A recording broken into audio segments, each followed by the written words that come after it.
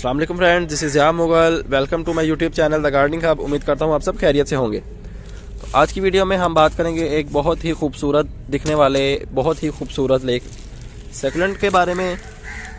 तो आएँ अपनी वीडियो की तरफ चलते हैं। जी तो दोस्तों, जिस सक्यूलेंट की मैं बात कर रहा था वो आपके सामने स्क्रीन पे आ गया है, आप देख सकते हैं। इसका नाम जेली बीन है, जेली बीन सक्यूलेंट। ये आप देख सकते हैं। ये काफ़ी बड़ा प्लांट था तो मैंने इसको प्रोपागेट कर लिया है काफ़ी हद तक, और इसकी कुछ ब्रांचेस जो है वो मैंने छोड़ दी हैं ताकि फ्यूचर में जब ये ब्रांचेस भी इसकी बड़ी हों और साइड्स पे लटकना स्टार्ट हो जाएं तो हम इनको भी कट करके सेपरेट प्लांट्स अपने बना सकते हैं। अगर आप सेपरेट प्लांट बनाना चाहें तो बना सकते हैं, नहीं तो आप एक प्लांट भी अच्छे से केयर करके उसको रखें। तो जब इसकी ब्रांचेस बड़ी हो जाती हैं, साइड पे लटकना स्टार्ट हो जाती हैं, देखने में बहुत ही खूबसूरत लुक प्रोवाइड करती हैं। आप इसको किसी भी बालकनी में या घर के अंदर, कमरे के अंदर कहीं पे भी प्लेस कर सकते हैं, लेकिन वहाँ पे आपकी सूरज की रोशनी आनी चाहिए। मुकम्मल इंडोर आप इसको नहीं रख सकते, नहीं तो ये इसके लीव्स जो हैं वो गलना स्टार्ट हो जाएंगे और इसके ब्रांचेस भी जो हैं वो भी गलना स्टार्ट हो जाएंगी और एक टाइम आएगा कि आपका प्लांट बिल्कुल ही डेड हो जाएगा। तो आप अब बात कर लेते हैं इसकी जगह के बारे में कि हम इसको कहाँ पे रख सकते हैं। तो ये खूबसूरत दिखने वाला जेली बीन सीडम सक्यूलेंट जो है, हम इसको रख सकते हैं सूरज की धूप में जब फुल सर्दी हो।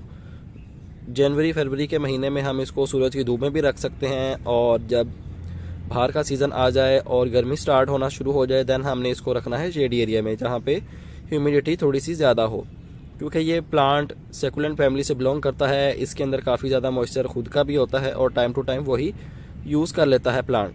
तो हमें इसको ज़्यादा पानी देने की ज़रूरत भी नहीं पड़ती, और इसको जो है अगर हम ज़्यादा पानी देंगे तो इसकी रूट्स गलना स्टार्ट हो जाएंगी और इसका ट्रंक भी गलना स्टार्ट हो जाएगा और आहिस्ता आहिस्ता हमारा पूरा प्लांट ही गल के ख़राब हो जाएगा।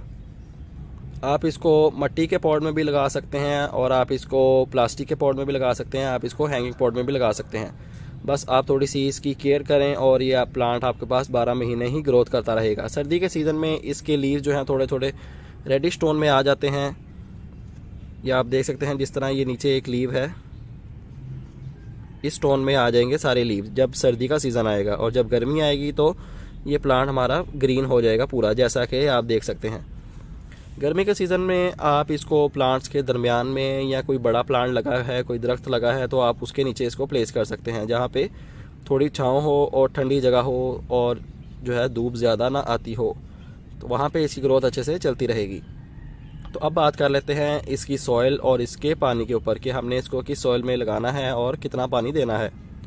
तो आपने जनाब इसको लगाना है एक ऐसी सॉइल के अंदर जो वेल ड्रेनेज हो और बहुत ही लाइट वेट हो, क्योंकि इसकी रूट्स जो हैं वो ज़्यादा बारीक होती हैं और बहुत ही नाजुक होती हैं।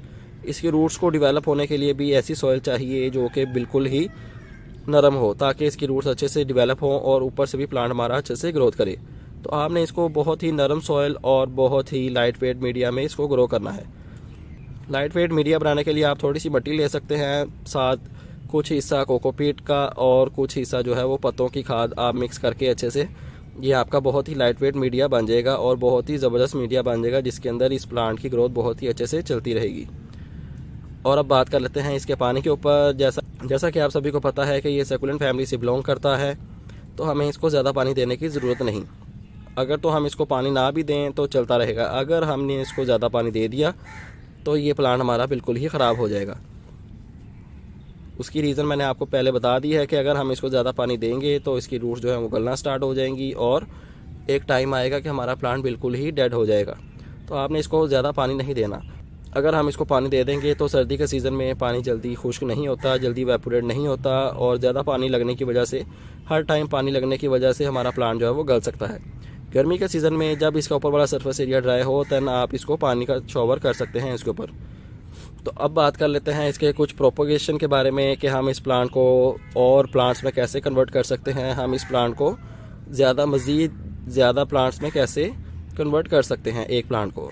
तो आए मैं आपको दिखाता हूँ कि मैंने 2 मदर प्लांट लाया था इस टाइप के, तो उनको मैंने प्रोपागेट करके कितने प्लांट्स बना लिए, तो आए मैं आपको दिखाता हूँ।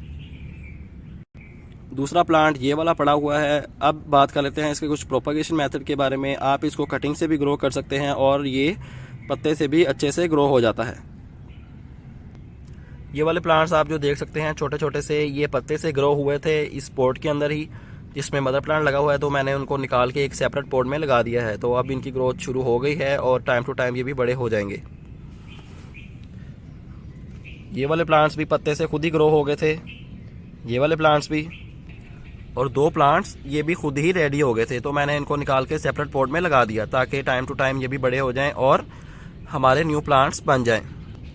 आप इसकी 4 से 5 इंच की ब्रांच काटें और उसके नीचे वाले लीव्स रिमूव करके वो सेपरेट लगा दें, और जो ब्रांच हमारे पास बचे तो आप उसको भी ग्रो कर सकते हैं। ये आप देख सकते हैं मैंने कितनी ही इसकी कटिंग्स लगा ली हैं और ये आप इनकी ग्रोथ तो शुरू भी हो गई है। ये आप देख सकते हैं कुछ सीडम